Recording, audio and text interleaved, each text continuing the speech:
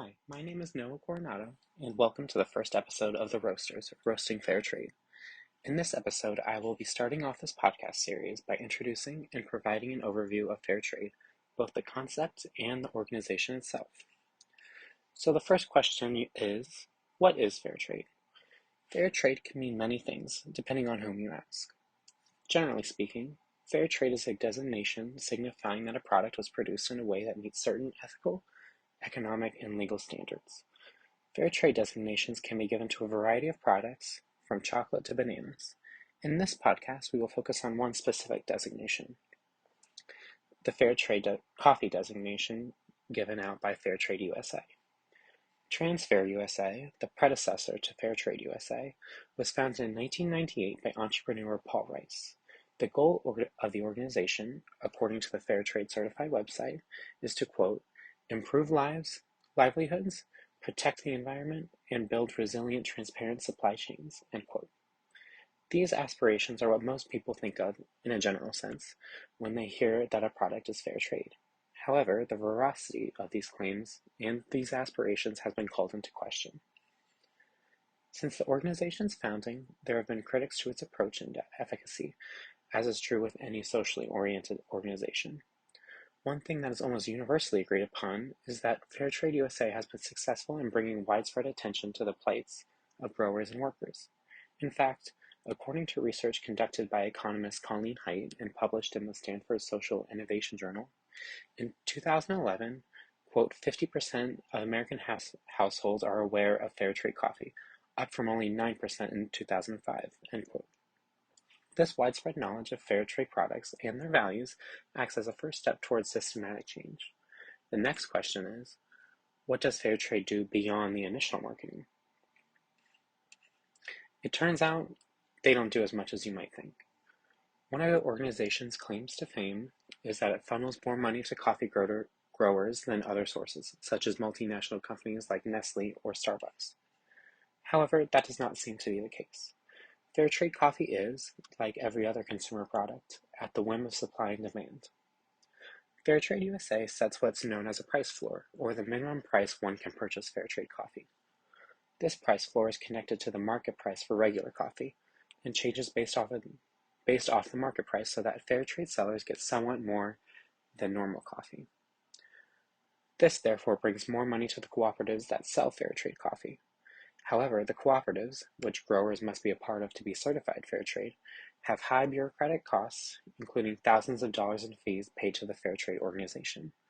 As David R. Henderson, research fellow at the Hoover Institution at Stanford University and economist at the Naval Postgraduate School, succinctly reminds us, quote, this might not sound like a large amount to you, but remember that this amount is paid by people in poor third world countries where average annual income per capita is much less than these amounts, end quote. In reality, it seems that the economic advantages that fair trade creates are given to the organization itself, rather than the coffee growers and workers who need the financial assistance most. Furthermore, the higher prices that fair trade garners can be an imposition to consumers who may or may not have a choice between fair trade coffee, which is sold as a higher-end specialty coffee, and other coffees. In fact, retailers pay 10 cents per pound to sell fair trade coffee, with all of the proceeds going directly to the organization. Retailers pass these costs on to their consumers on top of the already higher price point, potentially turning away potential customers, especially in the difficult economic climate that we find ourselves in today. Speaking of higher prices, as I mentioned before, fair trade coffee is often seen by the public and is sold as a higher-end specialty coffee. However, the fair trade designation does not necessarily imply better quality, as the company has led people to believe. Coffee quality is measured in grades, with higher grades signifying a higher quality coffee. The problem is, according to Haidt, quote, fair trade coffee can come in any quality grade, but the coffee is considered part of the specialty coffee market because of its special production requirements and pricing structure, end quote. This means that for any price point, fair trade coffee will be of a lesser quality due to fair trade's high relative price. This hurts both consumers, who receive an inferior product, and growers, who sell less coffee than they might have if they just sold regular specialty coffee.